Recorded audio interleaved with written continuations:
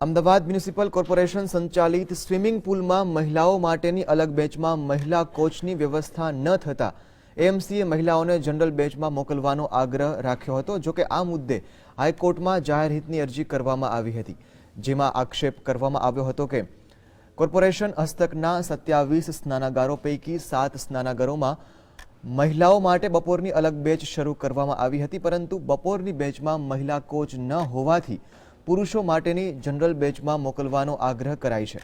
આ મુદ્દે કોર્ટે કોર્પોરેશનને નોટિસ ફટકારી આગામી દિવસોમાં સુનાવણી મુકરર કરી છે।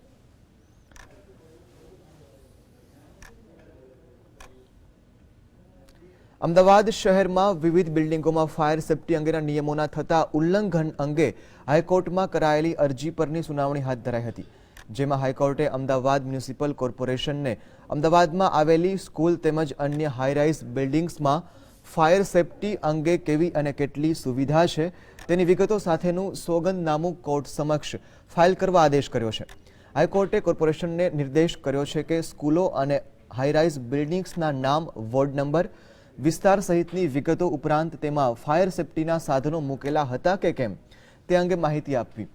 આ ઉપરાંત જે બિલ્ડિંગોમાં જરૂરી સાધનો નથી ત્યાં તંત્રએ શું કાર્યવાહી કરી તે અંગે પણ વિગતો માંગવામાં આવી છે। આ અંગે વધુ સુનાવણી આગામી સપ્તાહે હાથ ધરાશે।